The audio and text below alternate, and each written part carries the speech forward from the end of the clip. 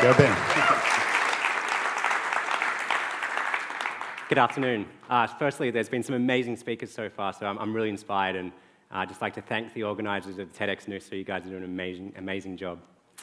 Just a quick introduction. I run a software company down in Peregian Beach where we export our software and cloud solutions worldwide. And I have a little vision for the Sunshine Coast, which I'd like to share. The vision is to create this as a hotspot for innovation, entrepreneurs, and tech startups to do business in the Sunshine Coast and to live and work in one of the best environments here. I was initially attracted to the Sunshine Coast about 10 years ago. I travelled around Australia for a year and sussed out all the best spots, and I chose here, the Sunshine Coast, is where I'd like to be. So I do a lot of travel worldwide for my work, and travelling a lot to Silicon Valley and the US in general and Europe. And I've noticed like some of the hotspots where other people are creating great startups and innovation, and some of the ingredients we need to do to bring that back to the coast. So I'd like to share some of my adventures. Firstly, there's a recent study by Telefonica where they surveyed the top cities worldwide for entrepreneurship and innovation, and they had some very interesting insights. But just quickly, I'm just wondering who here has a business or would like to start a new business? Just like to see it, sure. Awesome. So that's almost half the room, which is fantastic. So firstly, it's probably no surprise, but Silicon Valley is like the hottest place to create a startup company. And a startup company is basically a company where you as a founder go out there, usually on your own money, and put an idea or a product or a service out there in the marketplace. Silicon Valley is kind of home to some of the greatest brands changing the world.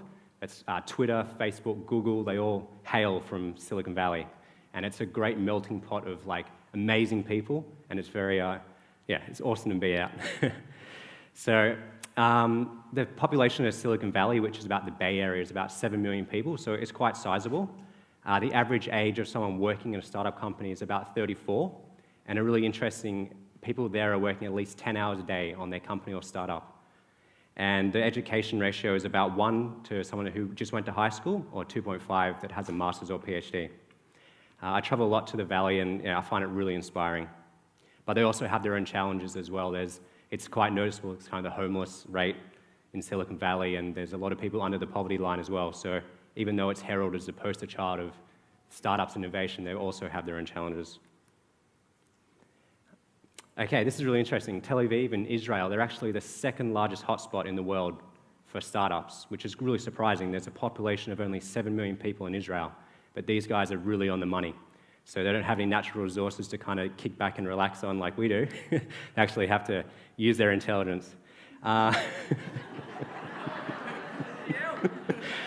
it's actually funny. Some of the universities in Israel, like you do a degree in business, but actually part of the degree you have to start a business and actually do it to get your degree, which I think is fantastic. Best way to learn. And Israel has obvious ties back to the US, so they have a lot of financial aid, and a lot of the bigger companies in Israel have buddies in Silicon Valley, so there's a bit of an overlay there.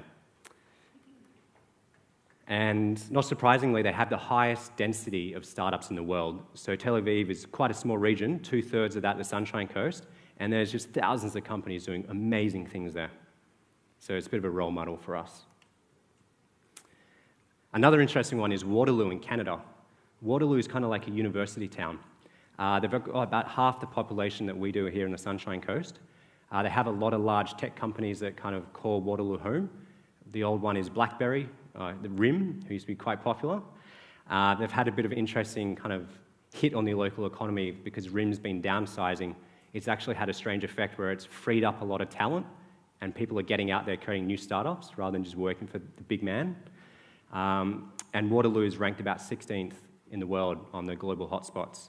So if these guys can do it with half the population we do, I think we can do a good job too. Not surprisingly, Sydney is actually doing really well. Australia as a whole, we're actually doing fantastic things on the global stage for startups. Sydney and Melbourne are ranked in the top 20, and Sydney's kind of above Melbourne at the moment. There's some amazing startups coming out of Sydney. There's a lot of government support. There's incubators. There's shared working spaces. They've really got some magic happening down in Sydney. And one of the companies which I find the most inspiring, it's a company called Atlassian. And I knew the co-founders. They started their company about 10 years ago, basically on their credit card, $10,000 a credit card. And these guys have managed over the last 10 years to build a company with about 400 employees, and they're listing on the Nasdaq soon, and they're really kicking some butt. So it's inspiring to see such a small startup go on the global stage. So from my travels and visiting some of these hotspots and doing business, I kind of see like 5 main ingredients that create an ecosystem for startups. The first is events and meetups, just like we're here today. Co-working spaces are critical as well for people starting a startup, so that you can get in easily to an office without like a high kind of rent. Access to capital is vital. So you have your startup company, you've proven the business model works, but you need money to scale. Incubators are essential as well. We're lucky enough here to have incubators on the Sunshine Coast, the Innovation Centre, which a lot of IT companies have come out and do amazing things. So congratulations to those guys, doing a great job. And the community in general for startups. So I'd just like to go into detail. So meetups and events. For example, when you go to Silicon Valley, there's just an amazing array of events going on all the time, from people hacking this new programming language to people discussing new viral marketing techniques to new business models. So that's like an essential part of creating a hotspot. For example, I think it's in Sydney, the Fishburners, there's a Mongo March Madness hackathon. So a bunch of geeks get together for the weekend and just program and create some cool things. Yeah, so those kind of events really make innovation happen. And there's lots of beer and things like that. Co-working spaces, this is, I'd say, probably the second most important. So, for example, our brothers down in Sydney, there's a company called Fishburners, and these guys have about 4 levels of a downtown office in the CBD. There's over 100 IT startup companies in this building. It's affordable. You can get in there and start your business. There's other tech entrepreneurs around. There's meetups after work, people having beers, talking about their new product or marketing. So that's kind of like creates this ecosystem to make magic happen. And other cities worldwide have really great co-working spaces. For example, we're heading to San Francisco in June, where we're setting up a little sales and marketing office downtown. And for $700 a month, you can rent a really cool space in a warehouse with all these other tech entrepreneurs. And it's kind of like an easy way in. Access to capital. So this is really important when you want to scale your startup company and make something that's worked really successful. And here in Australia, we're having a bit of difficulty with that. We've raised about $122 million last financial year here in Australia, whereas other tech startups, tech regions like Israel, have raised over $2 billion. So it's quite a challenge. My company recently raised some venture capital here in Australia to get our companies to the next level, and that process was quite difficult. There was a lot of, it was tough work, kind of full-time job for some time, and just pitching your product or your idea to some investors in Australia, it's quite difficult. But luckily enough, there's some new venture capital firms sprouting up. This one here is a new one called Blackbird VC, and they've raised about $30 million, and they're looking to invest that into Australian kind of ideas and startup companies. So if you have an idea, check out these guys online and pitch it to them, because it might work. But here in Australia, startups on the early side, the US guys raise about 5 times more startup capital and up to 100 when our business is ready to scale. So we've got a lot of things to do here in Australia.